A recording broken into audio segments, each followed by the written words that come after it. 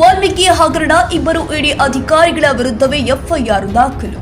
ಮಹರ್ಷಿ ವಾಲ್ಮೀಕಿ ಪರಿಶಿಷ್ಟ ಪಂಗಡಗಳ ಅಭಿವೃದ್ಧಿ ನಿಗಮದ ನಡೆದಿದೆ ಎನ್ನಲಾದ 187 ಕೋಟಿ ರೂಪಾಯಿ ಅವ್ಯವಹಾರ ಪ್ರಕರಣಕ್ಕೆ ಟ್ವಿಸ್ಟ್ ಸಿಕ್ಕಿದ್ದು, ಜಾರಿ ನಿರ್ದೇಶನಾಲಯದ ಇಬ್ಬರು ಅಧಿಕಾರಿಗಳ ವಿರುದ್ಧವೇ ಎಫ್ಐಆರ್ ದಾಖಲಾಗಿದೆ.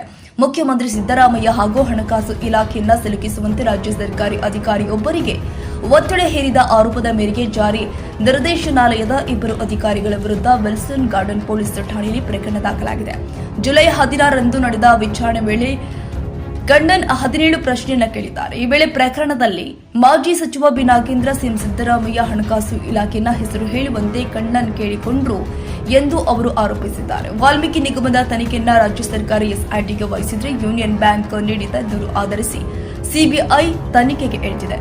ಈ ವೇಳೆ ಅಕ್ರಮ ಹಣ ವರ್ಗಾವಣೆ ನಡೆದಿರುವ ಹಿನ್ನೆಲೆ ಇಡಿ ಕೂಡ ತನಿಖೆ ನಡೆಸ್ತಾ ಇದೆ.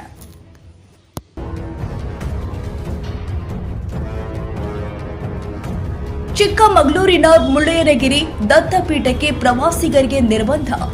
ಚಿಕ್ಕಮಗಳೂರು ಜಿಲ್ಲೆಯಾದ್ಯಂತ ಕಳೆದೊಂದು ವಾರದಿಂದ ಧಾರಾಕಾರವಾಗಿ ಮಳೆ ಸುರಿದಿದ್ದು, ಇದೀಗ ಕೊಂಚ ಬಿಡುವು ಕೊಟ್ಟಿದೆ. ಆದರೆ ಮಳೆಯಿಂದ ಉಂಟಾಗುತ್ತಿರುವ ಅವಾಂತರ ಮಾತ್ರ ಕಡಿಮೆಯಾಗಿಲ್ಲ. ಚಂದ್ರದ್ರೋಣ ಪರ್ವತದ ಸಾಲಲ್ಲಿ ಸುರಿದ ಮಳೆಯಿಂದ ಗುಡ್ಡ ಕುಸಿತ ಸಂಭವಿಸಿದೆ. ಹೀಗಾಗಿ ಪ್ರವಾಸಿಗರಿಗೆ ನಿರ್ಬಂಧಿಸಲಾಗಿದೆ. ಚಿಕ್ಕಮಗಳೂರಿನ ಮುಳ್ಳಯ್ಯನಗಿರಿಗೆ ಪ್ರವಾಸ ಕೈಗೊಳ್ಳಬೇಕು ಅಂತ ಪ್ಲಾನ್ ಹಾಕಿಕೊಂಡವರಿಗೆ ಬ್ಯಾಡ್ ನ್ಯೂಸ್. ನಿರಂತರವಾಗಿ ಚಂದ್ರದ್ರೋಣ ಪರ್ವತದ ಸಾಲಿನಲ್ಲಿ ಸುರಿದ ಮಳೆಯಿಂದ ಮುಳ್ಳಯ್ಯನಗಿರಿ ದತ್ತಪೀಠಕ್ಕೆ ಸಂಪರ್ಕಿಸುವ ರಸ್ತೆಯಲ್ಲಿ ಭೂಕುಸಿತ, ಗುಡ್ಡ ಕುಸಿತವಾಗಿದ್ದು, 1 ವಾರಗಳ ಕಾಲ ಪ್ರವಾಸಿಗರಿಗೆ ಚಂದ್ರದ್ರೋಣ ಪರ್ವತದ ಸಾಲಿನಲ್ಲಿ ಇರುವ ಮುಳ್ಳಯ್ಯನಗಿರಿ ದತ್ತಪೀಠ, ಸೀತಾಳಯ್ಯನಗಿರಿ, ಹೊನ್ನಮ್ಮನ ಹಳ್ಳ ಪ್ರವೇಶಕ್ಕೆ ಅವಕಾಶವಿಲ್ಲ. ಜುಲೈ 31ರವರೆಗೂ ಮುಳ್ಳಯ್ಯನಗಿರಿ ಭೇಟಿಗೆ ಪ್ರವಾಸಿಗರಿಗೆ ಪ್ರವೇಶ ನಿರ್ಬಂಧಿಸಿ ಜಿಲ್ಲಾಧಿಕಾರಿ ಮೀನಾ ನಾಗರಾಜ್ ಆದೇಶ ಹೊರಡಿಸಿದ್ದಾರೆ. ಸ್ಥಳೀಯ ವಾಹನಗಳಿಗೆ ಮಾತ್ರ ಸಂಚರಿಸಲು ಅವಕಾಶ ನೀಡಲಾಗಿದೆ. ಪ್ರವಾಸಿಗರು ತೆರಳದಂತೆ ಕೈಮರ ಚೆಕ್ಪೋಸ್ಟ್ ಬಳಿ ಗೇಟ್ ಬಂದ್ ಮಾಡಲಾಗಿದೆ. ರಾಷ್ಟ್ರೀಯ ಹೆದ್ದಾರಿ 169ರ ಮಂಗಳೂರು ಶೃಂಗೇರಿ ಮಾರ್ಗದ ಮಧ್ಯೆ ನೆಮ್ಮಾರು ಗ್ರಾಮದ ಬಳಿ 16 ಕಡೆ ಭೂಕುಸಿತ, ಗುಡ್ಡ ಕುಸಿತವಾಗಿದ್ದು, ರಾಷ್ಟ್ರೀಯ ಹೆದ್ದಾರಿ ಪ್ರಾಧಿಕಾರದ ಅಧಿಕಾರಿಗಳ ಸಭೆ ಕೂಡ ನಡೆಸಲಾಗಿದ್ದು, 12,000 ಟನ್ ತೂಕದ ಲಾರಿ ಸೇರಿ ವಾಹನಗಳಿಗೆ ಸಂಚಾರ ನಿಷೇಧ ಮಾಡಲಾಗಿದೆ. ಗೋಬಿ ಕಬಾಬ್, ಪಾನಿಪುರಿ ಬಳಿಕ ತರಕಾರಿ ಸರದಿ. ಬೆಂಗಳೂರಿನ 300ಕ್ಕೂ ಹೆಚ್ಚು ಕಡೆ ಕ್ವಾಲಿಟಿ ಟೆಸ್ಟ್ ಗೋಬಿ ಕಬಾಬ್, ಪಾನಿಪುರಿಯಲ್ಲಿ ಹಾನಿಕಾರಕ ಅಂಶಗಳ ಪತ್ತೆ ಬಳಿಕ ಈಗ ತರಕಾರಿ ಸರದಿ ಎದುರಾಗಿದೆ. ಬೆಂಗಳೂರಿನ 300ಕ್ಕೂ ಹೆಚ್ಚು ಪ್ರದೇಶದಲ್ಲಿ ಆಹಾರ ಇಲಾಖೆ ವಿವಿಧ ತರಕಾರಿಗಳ ಕ್ವಾಲಿಟಿ ಟೆಸ್ಟ್ ಮಾಡ್ತಾ ಇದೆ. ತರಕಾರಿಗಳಲ್ಲಿನ ಹಾನಿಕಾರಕ ಅಂಶವನ್ನ ಪತ್ತೆ ಹಚ್ಚಲು ಆಹಾರ ಸುರಕ್ಷತಾ ಇಲಾಖೆ ಮುಂದಾಗಿದೆ.